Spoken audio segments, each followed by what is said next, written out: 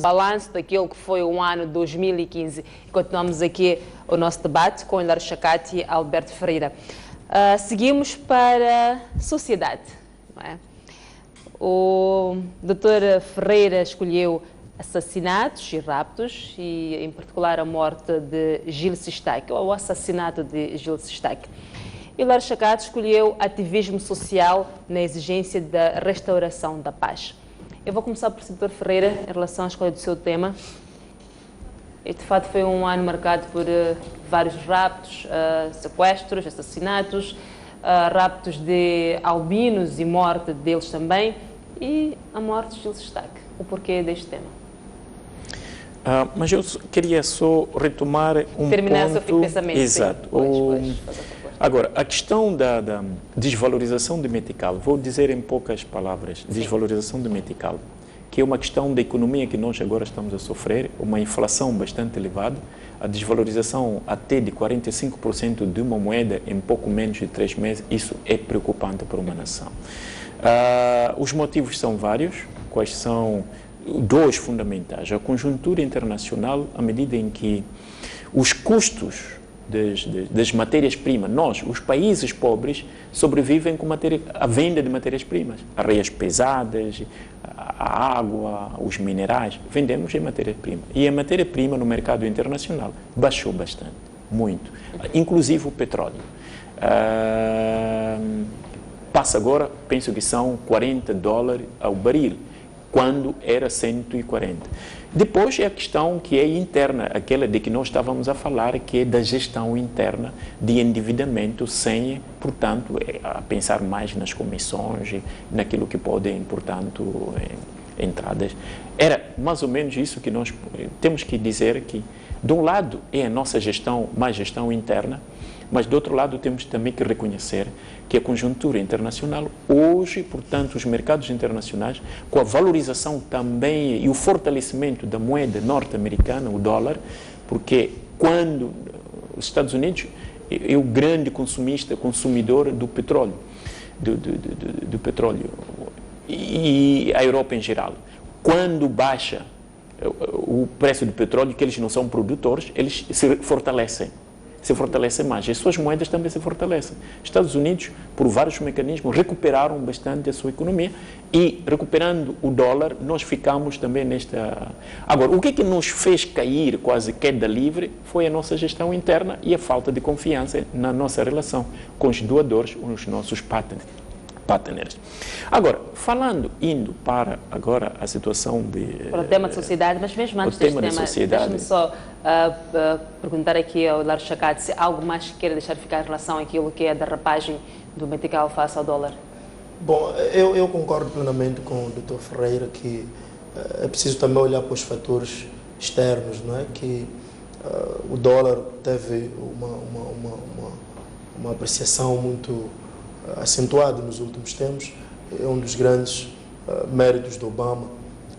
É preciso lembrar que Obama chega ao poder em 2008, o dólar americano estava extremamente em baixo, o desemprego assolava os Estados Unidos da América, cerca de 15% dos americanos estavam desempregados. Hoje estamos a falar de apenas 5% de americanos. E outra questão é que o presidente Obama decidiu adotar uma política de criar energias, portanto, alternativas. Isso fez com que os americanos reduzissem muito a importação dos recursos energéticos, porque eram extremamente dependentes. Então, essas políticas todas, estamos a falar da moeda que foi adotada como moeda internacional, que é o dólar, não é? E acabou, portanto, criando problemas que não se fazem sentir apenas em Moçambique, mas a nível da conjuntura toda, do ponto de vista, portanto, sistémico. Então, é importante concordar com este ponto e penso eu que poderemos continuar a ressentirmos. O dólar agora está a tender, o metical está a tender nos últimos tempos a voltar a apreciar de uma forma muito lenta. Então quero acreditar que vamos encarar ainda momentos muito difíceis.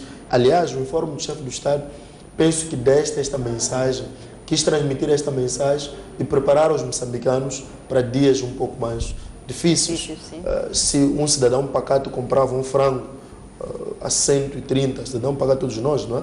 Comprávamos a 130, hoje estamos a comprar o frango a 200 meticais. Estamos a dizer com o valor que nós comprávamos 10 frangos há 4 meses, 5 meses atrás, hoje compramos apenas metade disso. Significa que o dinheiro, de facto, que nós recebemos perdeu muito valor e provavelmente continuaremos com um salário desse nos próximos anos. E oxalá que a realidade possa mudar. De tudo isso é a paz uma paz viva, para construir a confiança dos investidores. Sim, nós vivemos com uma série de raptos e estamos a ficar habituados a questões de raptos. E também, além de raptos, assassinatos. Raptos têm 2 motivos. Um, me refiro aos albinos, que é um caso bem denunciado internacional dos albinos. Tem razões suspiciosas. E se crê que um albino possa resolver muitos problemas. De quem, portanto, foi tratada com estes mecanismos escuros. É um norte-africano. E tem raptos que não são mais que se me caráter e raptam pessoas para depois pedir o resgate.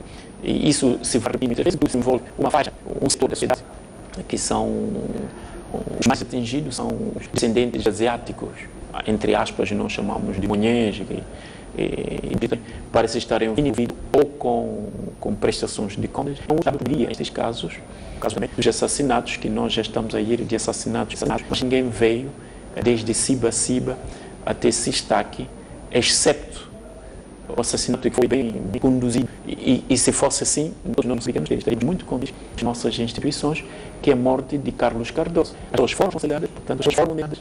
E algumas das pessoas permanecem na cadeia, o resto morreram, todos morreram. Por isso, alguns.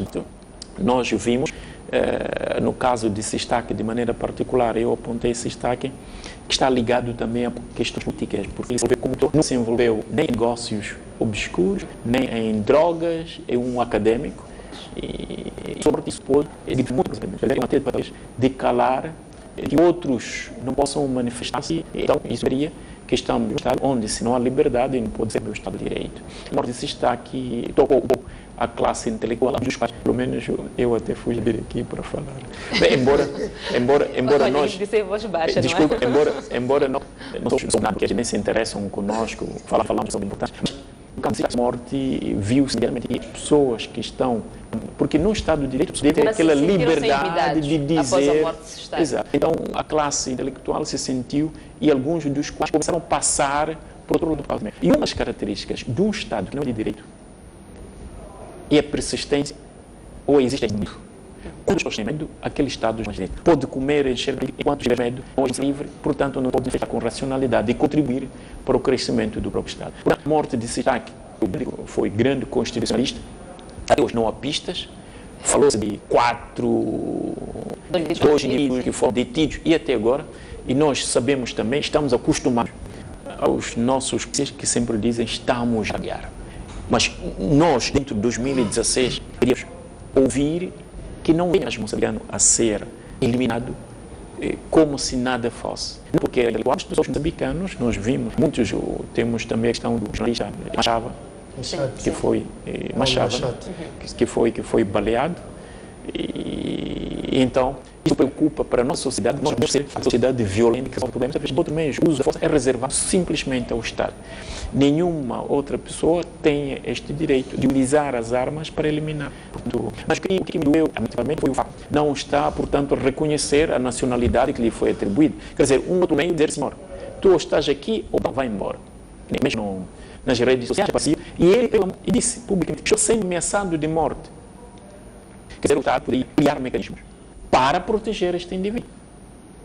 Andam a dar guarda-costas a pessoas que nem um capitão tem guarda-costas. Mas por que não proteger? Por isso eu falo de Estados civilizados. Outros Estados, quando alguém está bem investigado, que está a correr perigo de morte, o primeiro dever de um Estado, não sabemos qual é, a proteção da vida dos seus cidadãos. Este é o primeiro dever. Tem alguma culpa, quer dizer, o Estado tem uma parte, grande parte, de responsabilidade. Não, quem está aqui mesmo, publicamente, está a dizer, eu estou a correr risco de morte. Até alguns riam. Eu estou a correr risco de morte. Nas redes sociais aparecia um Kalashnikov diretamente. Nós estamos nas redes sociais, sabemos disso.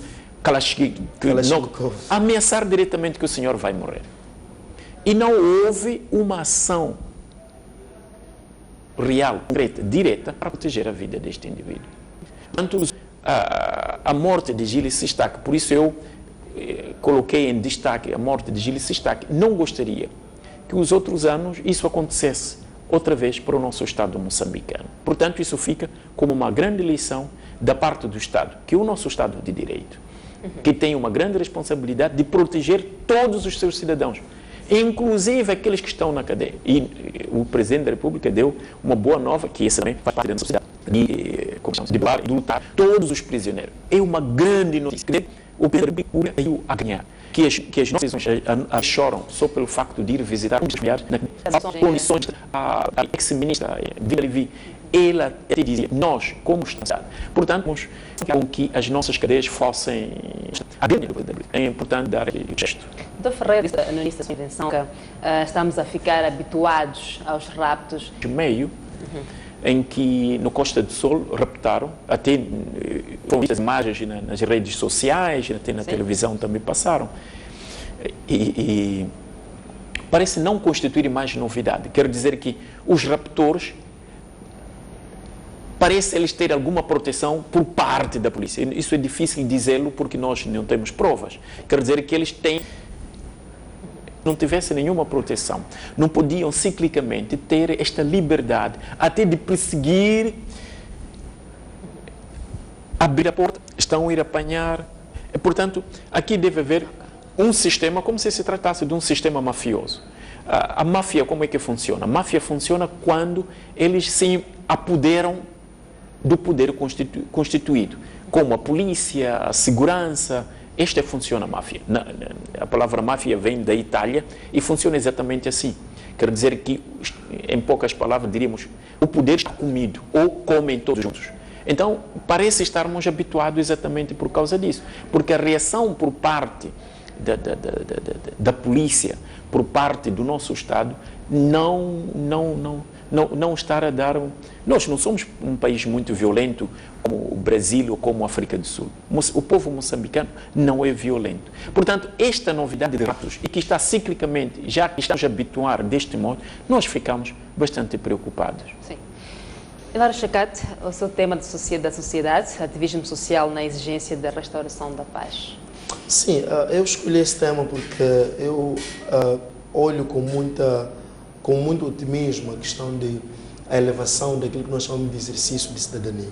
A democracia faz muito sentido quando, de facto, os cidadãos começam a criar ou começam a elevar a sua consciência na parte dos anos, os moçambicanos, ida dos bispos.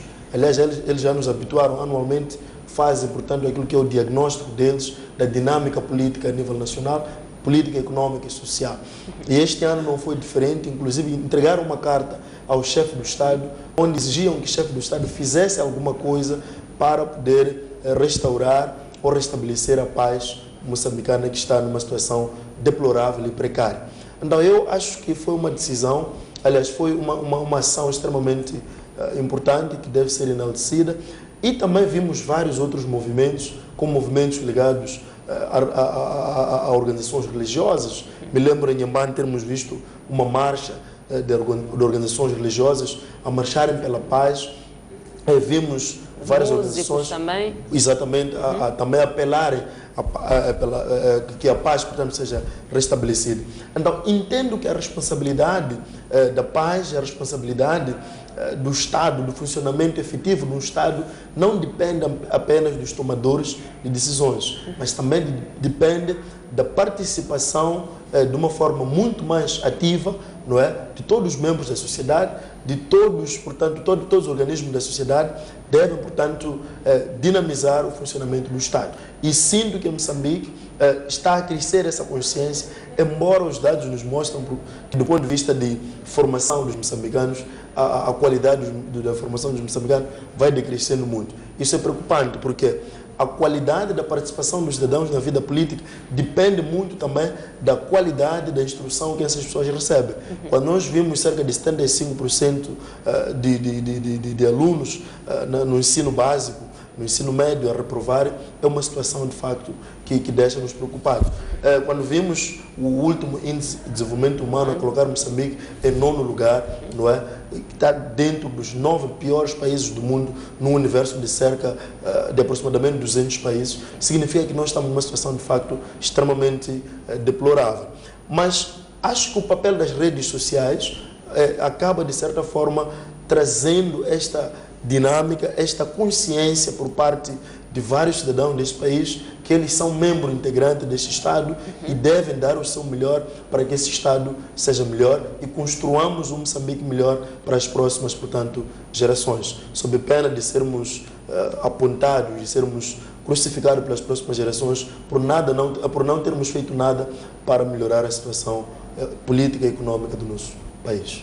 E vamos ao nosso último tema de balanço, que é a nível internacional. O Dr. Ferreira escolheu a entrada da Rússia na guerra contra o Estado Islâmico. Bem, todos nós sabemos que a Síria tem enfrentado batalhas contra o Estado Islâmico nas suas principais cidades. Dr. Ferreira. Sim, eu propus exatamente a entrada da Rússia neste conflito da luta contra o Estado Islâmico, porque a Rússia trouxe uma nova abordagem, uma nova visão e um novo debate do ponto de vista internacional. Nós sabemos que o mundo hoje está numa luta sem trégua contra o terrorismo internacional. E a personificação do terrorismo internacional, o terrorismo jamais existido até agora, é, portanto, simbolizado pelo Estado Islâmico, que agora é o califado. O califado seria, portanto, o reviver dos antigas formas teocráticas depois de Maomé, onde com o Corão como depois é uma interpretação que eles mesmos não conseguem fazer. Há não só da Síria, mas também do Iraque. Sim. 1/3 do Iraque, e um território comparável à Inglaterra, ao Reino Unido. Então, o que se questiona aqui é que, enquanto os Estados Unidos e a União Europeia lutam para destronar ou para derrubar Bashar al-Assad do poder como presidente da Síria, a Rússia luta para mantê-lo no poder. Quer dizer que são potências que se contrapõem para além de lutarem os dois contra o terrorismo islâmico. E a entrada da Rússia mostrou também que o Estado Islâmico agora se encontra em grandes dificuldades do que antes. Quer dizer que a Rússia, a sua luta é muito mais séria, não digo que os outros não são sérios, mas a sua luta é muito mais determinada e tem utilizado aqueles mecanismos militares muito eficientes. Do ponto de vista diplomático, a própria diplomacia internacional pretende que Bashar al-Assad vá embora e que a Rússia não possa entrar no Médio Oriente. A entrada da Rússia mudou também, portanto, o esquema internacional de relações. Portanto, a Rússia procurou mostrar à comunidade internacional que um país não é democrático porque é imposto a partir de fora. Se pretendeu, através de primavera árabe, que na verdade era primavera provocada pelos Estados Unidos, a partir da Líbia nós vimos que, mas a começar mesmo por Iraque, a morte de Saddam Hussein, que é a invasão direta dos Estados Unidos, depois do Afeganistão e naturalmente estamos a ver também a Líbia, e todos esses países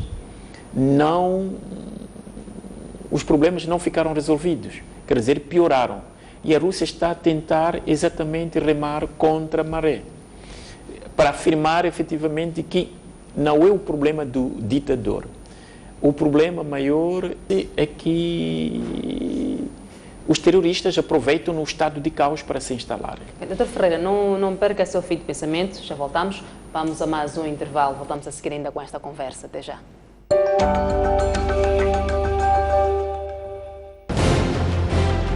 Um país sem história é um país sem futuro.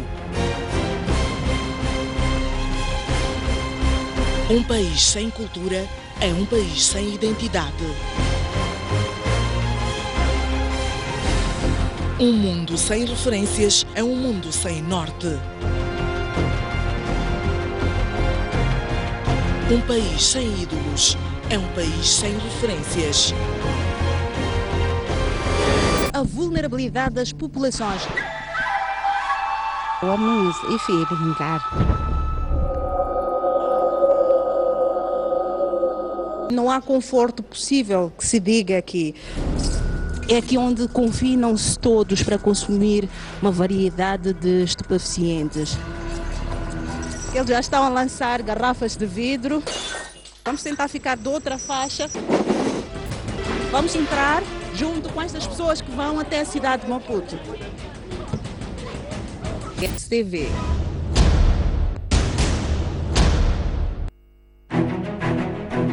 Mais um baú.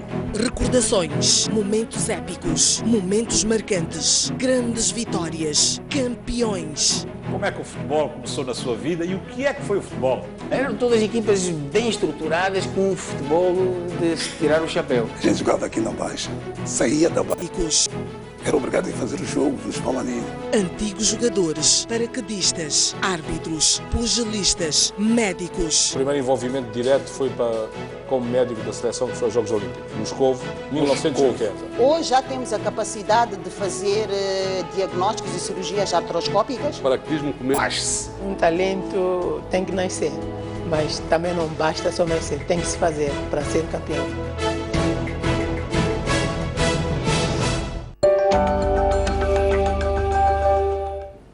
E continuamos ainda com o balanço do ano 2015. Estamos a falar das notícias internacionais que marcaram o ano. O Dr. Ferreira escolheu a entrada da Rússia na guerra contra o Estado Islâmico. O doutor dizia que a Rússia está a remar contra a maré. Exato. A Rússia está a remar contra a maré porque parece um revivar ou reiniciar das lutas da Guerra Fria entre o leste e o ocidente. E por causa disso, a Rússia está a fazer repensar. Por isso eu sempre gostei que a Guerra Fria continuasse. Para quê? Para criar esta dialética. Né? Um filósofo americano, japonês e americano, que se chama Francis Fukuyama, o Ocidente é ter uma outra contraposição. Não ajuda o próprio Ocidente a tomar melhores decisões para a história internacional. A entrar quase que... Mas agora está a retomar a sua influência. É verdade também que não tem aquela economia anterior que ele tinha, mas esta entrada vai fazer repensar os Estados Unidos, fazer repensar a União Europeia, mas de maneira particular a NATO, a repensar efetivamente na sua luta contra o Estado Islâmico. E a entrada da Rússia, nós estamos a ver que a Rússia, o Estado Islâmico não conquistou mais terreno. E até agora o Estado Islâmico está sendo cada vez mais enfraquecido. Há pouco tempo, Iraque até recuperou Ramadi, recuperou também, estão sendo recuperados. A própria Síria está a pensar como invadir Raqqa. Iraque está a pensar como recuperar como que chama? Mossul. Então, quero dizer que o Estado Islâmico vai perdendo a sua força anterior e que grande fonte de financiamento do Estado Islâmico era a venda do petróleo, no caso concreto, e acusas internacionais não confirmadas, mas pelo menos a Rússia tem esta confirmação, da venda do petróleo de comboios enormes de caminhões que vão vender de maneira no mercado negro. E a Rússia está exatamente a incendiar todos aqueles caminhões que o Estado Islâmico procura fazer o negócio do petróleo no mercado negro. Então, quero dizer que a entrada da Rússia, o próprio Estado Islâmico está em grandes dificuldades hoje E se continuar, e o próprio Estados Unidos também já mudou a sua tática de combate ao Estado Islâmico, parece ser mais intenso.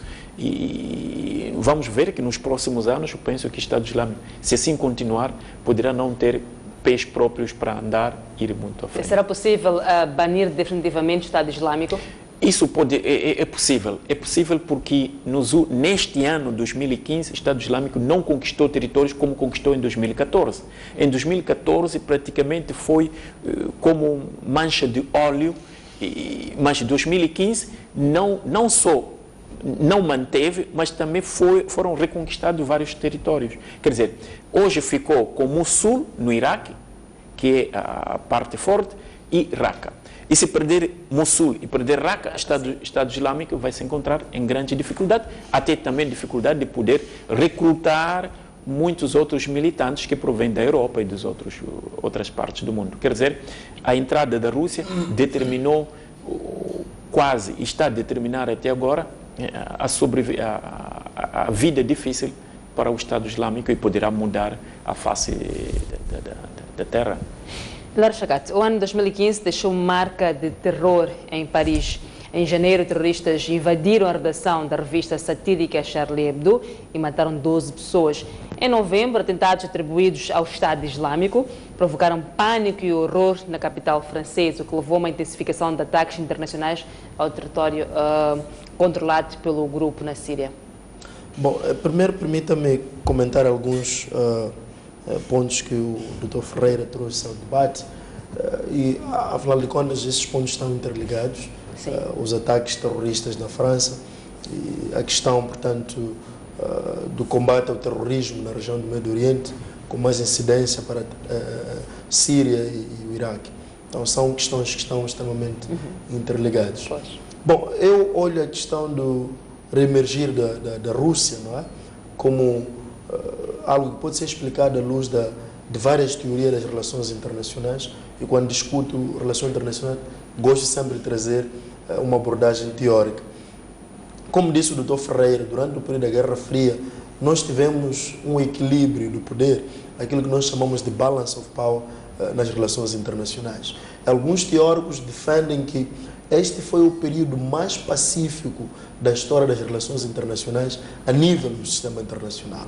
Isso porque nós tínhamos duas grandes potências no sistema internacional que apenas ameaçavam-se, mas em nenhum momento foram a uma guerra, uma confrontação direta.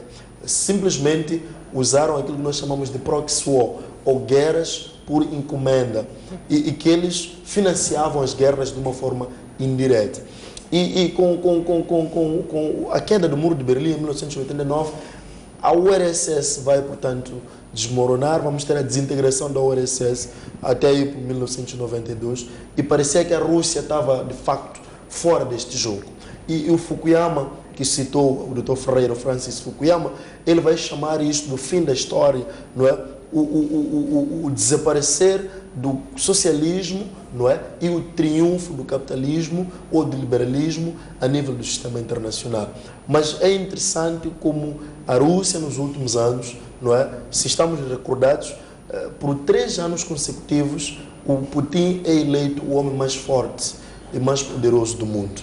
Estamos, de facto, perante a uma Rússia com muitas ambições do poder a nível do sistema internacional, com percepção de valores simbólicos, históricos, que esta grande potência militar que herdou um arsenal, um acervo bélico, portanto, do período da Guerra Fria, que ainda continua a querer demonstrar o seu poder a nível do sistema internacional. Estamos a falar de uma Rússia que é o único Estado a nível do sistema internacional que está em condições de enfrentar a NATO, que é o maior bloco militar que ainda existe nos dias de hoje, que também é o reduto da Guerra Fria. Aliás, é o único bloco militar que existe, porque o Pacto de Varsóvia, que era o bloco militar da URSS, também desmoronou. Então, estamos com uma nova dinâmica a nível das relações internacionais. E a Rússia, de facto, tenta recuperar este poder e trazer o equilíbrio do poder. E o equilíbrio do poder surge quando há uma percepção de que no sistema internacional existe uma potência que está, portanto, ter um excesso de poder a nível do sistema internacional. Então as outras pequenas potências vão se unir para criar mecanismos de redução do poder da superpotência. Então é por isso que surgiram os BRICS, não é? Que na verdade têm intenção, e a Rússia faz parte, tem intenção de reduzir a hegemonia dos Estados Unidos da América. E não há sombra de dúvidas que nos últimos anos o poder americano, do ponto de vista, digamos, a nível do sistema internacional, tem se reduzido. Se o que a Rússia fez há pouco tempo, de ir à Síria e bombardear, fosse um Estado qualquer, posso lhe garantir que os Estados Unidos da América teria tomado medidas extremamente drásticas contra esse Estado.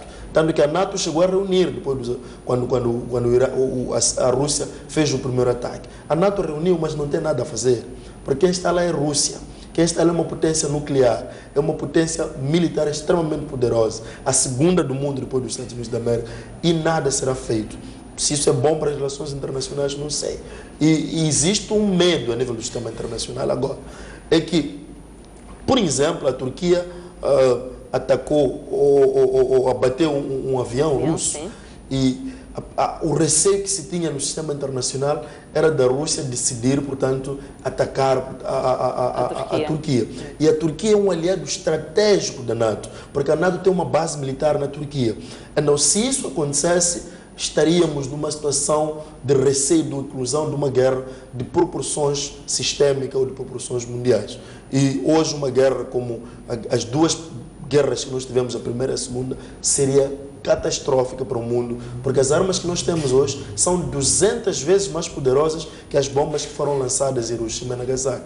E se um Estado decide usar uma bomba nuclear, não se sabe o que pode acontecer. Se um continente inteiro pode desaparecer, se vários países numa região podem desaparecer.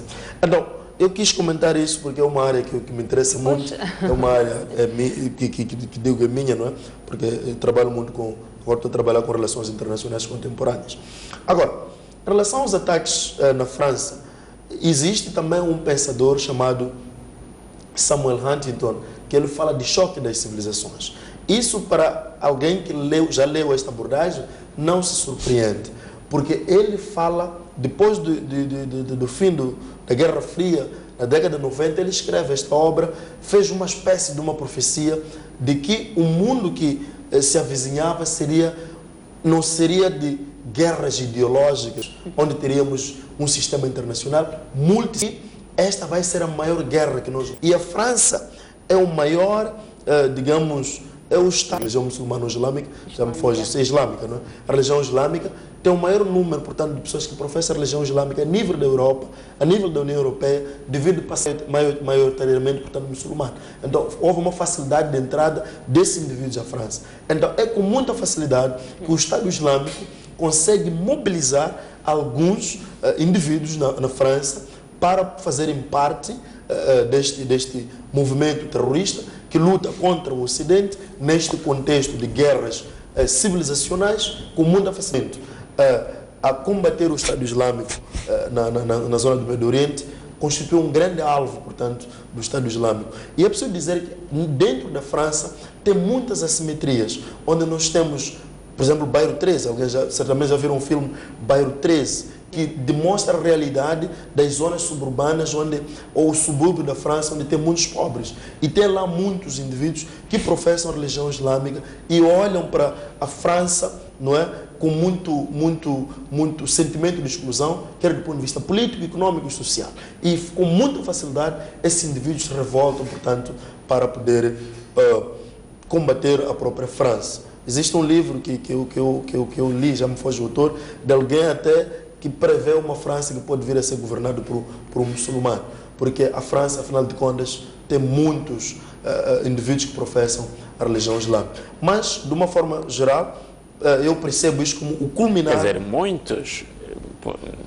A França tem cerca de 60 milhões de habitantes. Os muçulmanos são cerca de 4 milhões. Deixa-me só terminar. Mas que então está a crescer, isso é verdade. Deixa-me só terminar o meu raciocínio. Então, eu estava mesmo a terminar, dizer que na minha percepção é o culminar daquilo que o Samuel Huntington chamou de choque das civilizações. E ele apela, se a América não perceber, a América de uma forma particular, que a sua civilização é a única no mundo e querer impor ou universalizar a sua civilização, vai ser sempre alvo de grandes revoltas, vai ter resistência, porque existem outras civilizações que exigem respeito, e a civilização islâmica é uma das civilizações que é baseada em percepções muito duras e radicais e que não permitiria com muita facilidade aceitar ser cooptado pelos valores ocidentais. E outra questão é a percepção de que os Estados Unidos da América e o Ocidente, de uma forma geral, é o maior beneficiário dos recursos energéticos abundantes na região do Médio Oriente, que nós sabemos que o Médio Oriente tem cerca de, acima de 30% do petróleo que é consumido a nível do mundo, está naquela zona, e os Estados Unidos da América consomem cerca de 25% do petróleo que sai daquela zona. Então, há uma percepção de que o Ocidente beneficia-se mais dos recursos, então é preciso combater. Outra percepção é de que o Ocidente está a tentar ocidentalizar os valores islâmicos e deve-se combater isso. Os valores islâmicos devem ser preservados, recorrendo a todos os meios possíveis, que alguns deles são esses ataques terroristas. Então, enquanto o Ocidente não aceitar a sua civilização como uma civilização singular, que não é universal, vai continuar a criar grandes inimigos a nível do sistema internacional. Dr. Ferreira dizia que a França tem 60 milhões de habitantes? Sim, em parte é questão de um sentimento. A questão também é que temos que ver que a secularização que invadiu a Europa, e por causa do mundo moderno, fez com que os Estados fossem mais secularizados e fossem com uma liberdade excessiva também do ponto de vista moral. Então há esse choque, digamos, de civilizações de que estava a falar, de Samuel Huntington. Mas, de outro lado, nós temos que ver que aqui a questão crucial da radicalização dos islamitas, porque aqui é preciso ver que, na verdade, não é a religião muçulmana que está em guerra com ninguém, são alguns indivíduos, elementos que pensam e creem que é possível fazer com que o mundo seja forçosamente muçulmano. E que a história, se pelo menos eles tivessem lido a história, visto na história que não é, hoje já não é mais possível obrigar que uma pessoa seja aquilo que ele não quer. É como hoje irmos dizer aos nossos filhos, casa 2, 3 mulheres, ou dizermos a nossa filha, casa com aquele homem. Para o mundo em que nós estamos, reinventar o califato já está fora de moda. E o que é que eles fazem? Por que é que eles têm muitos membros? Porque tem muitos adeptos o Estado Islâmico, temos que dizer isso. E que os seus militantes provêm de todas as partes do mundo ocidental. Por quê? É exatamente isso. A questão da marginalização. O filme, que aparece banlieue, muitas zonas periféricas de exclusão social, e que eles não sentem a França, não só a França também, a Inglaterra, a Bélgica, não sentem aquele país como próprio. Dizem sempre que este país é deles, porque eu também estava ali, né? Fiquei na França uns 2 anos. Sentem mesmo que isso é deles. Então aparecem, nós às vezes aqui chamamos de marginais, quer dizer, pessoas como das favelas, que eles vivem uma certa vida e que criam choque. Agora, quando aparece o Estado Islâmico, parece uma salvação, quer dizer, um poder capaz de contrapor a civilização ocidental.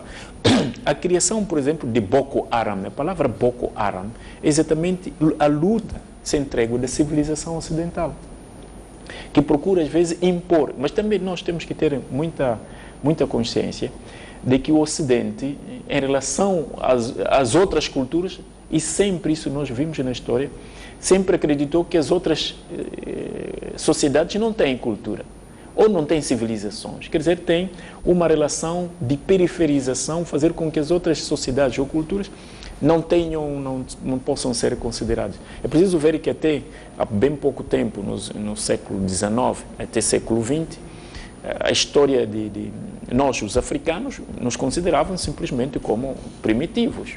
né? Existem antropólogos, o Charles Taylor e os outros.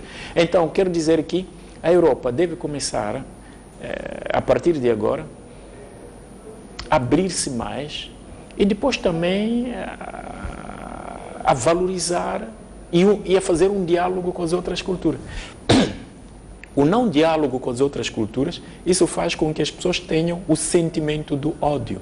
Muitas das pessoas hoje têm um sentimento do ódio em relação ao Ocidente. Mesmo nós, os africanos.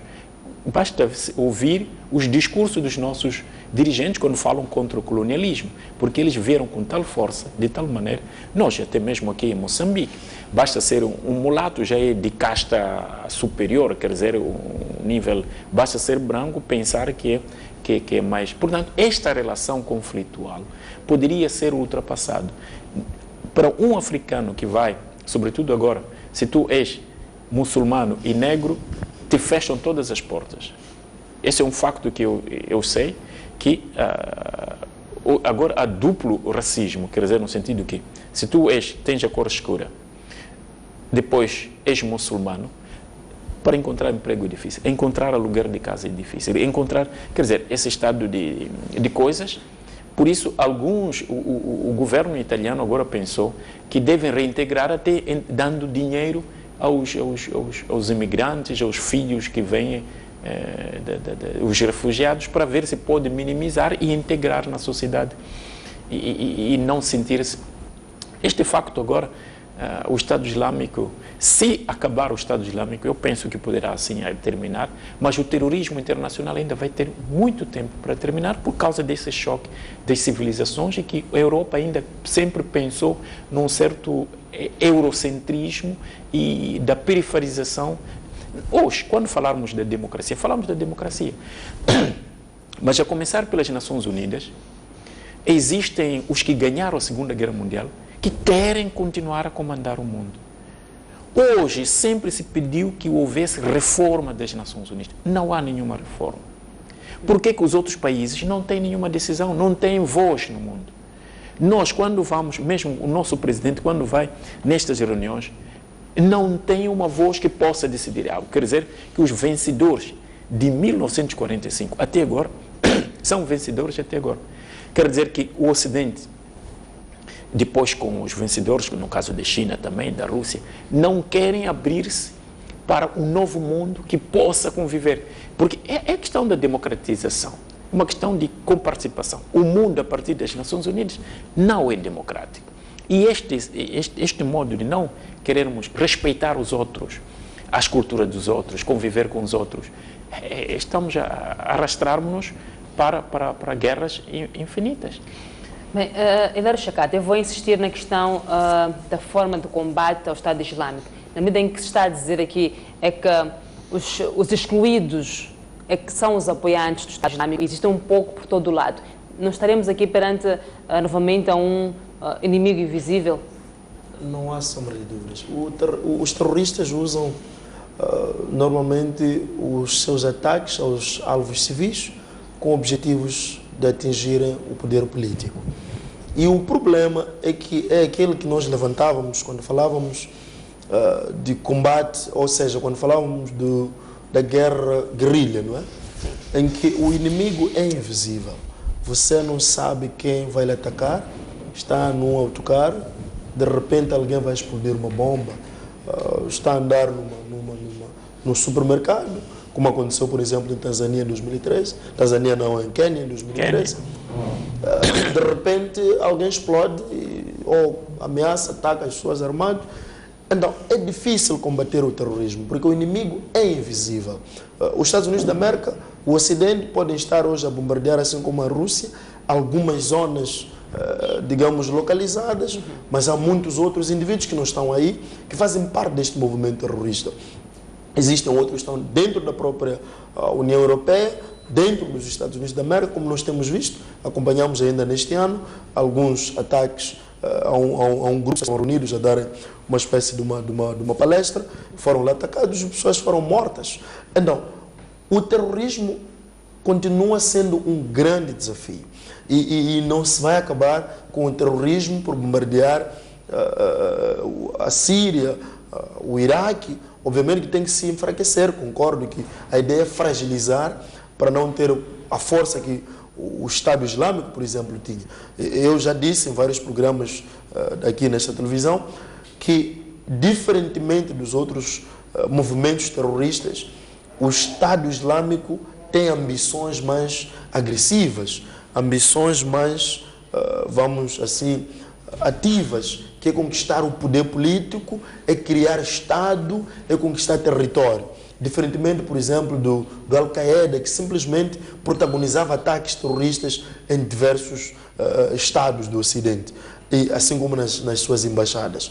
Então, para dizer que, na minha percepção, não se vai vencer por definitivo, não vai se erradicar por definitivo os movimentos terroristas. Enquanto continuarmos com exclusão social, continuarmos com a percepção de que o Ocidente quer dominar todo mundo, o Ocidente quer americanizar, olhando para os Estados Unidos da América como o centro do Ocidente, quer americanizar o mundo todo, quer universalizar os seus valores, quer, digamos, negar inclusive os valores dos outros povos. Enquanto continuar esse tipo de sentimento, nós continuaremos com os movimentos terroristas a nível do sistema internacional. Hoje estamos a falar aqui do Estado Islâmico, estamos a falar dos ataques na França, mas estão a acontecer ataques em África. Os movimentos terroristas vão ganhando mais protagonismo, vão ganhando mais espaço a nível do sistema internacional. Nigéria, pessoas que moram são incontáveis por causa do Boko Haram. Tivemos ataques agora em Níger, tivemos ataques há poucos meses atrás na Tunísia, tivemos ataques, por exemplo, em Sinai. Quer dizer, se nós olharmos com um olhar crítico e de querer ver a realidade, vamos perceber que, mais do que nunca, os movimentos terroristas vão ganhando espaço a nível do sistema internacional. Então, se nós dissemos que isto vai acabar agora, estamos a tentar enganarmos a nós mesmos, a tapar o sol pela peneira, porque a realidade nos mostra o contrário.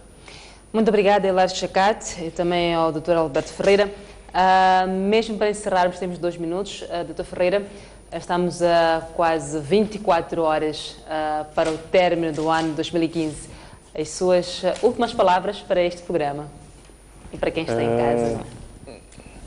Que 2016 traga qualquer coisa de diferente de 2015, porque os moçambicanos querem se esquecer de 2015 por todas as questões ligadas à política, à economia.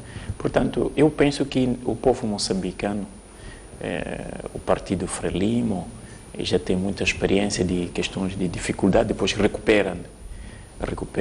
Nós vamos recuperar esta grande dificuldade, porque nós já passamos um momento em que não fosse o repolho, em que só não havia muita grande, mas depois recuperamos e passamos. Eu penso que 2015 foi uma grande aula, e 2016 nós vamos recuperar e poderemos também. Só o pequeno apelo, e só para terminar aqui, o Ministério da Educação deve trabalhar mais. Pois. Não deve, do ponto de vista escolástico, chumbar 75%, ou é escola ou não é escola. O que é? Depois, quando... Isso é uma grande tristeza, quer dizer que o Estado está a gastar dinheiro de cada um de nós, e os nossos filhos não estão a estudar. Isso não tem, portanto, 2016 não deve repetir-se. Quer dizer que o Presidente da República, na primeira pessoa, ele mesmo se interessou, foi nas escolas, e penso que em 2016 vamos ter, pelo menos como esperança. Pouco mais de 24 horas. Olha, desejo um ano muito melhor que este. Espero que todos nós, como moçambicanos, queria deixar esse apelo, possamos dar o nosso melhor, o nosso contributo para que esse Estado seja melhor, e façamos alguma coisa para que as próximas gerações possam ter orgulho de nós. Bom, muito obrigada, foi um prazer imenso recebê-los, espero que continuem aqui em 2016. Assim foi a nossa noite informativa, foi um prazer imenso estar em vossa companhia, voltamos numa próxima oportunidade. Até lá, boa noite.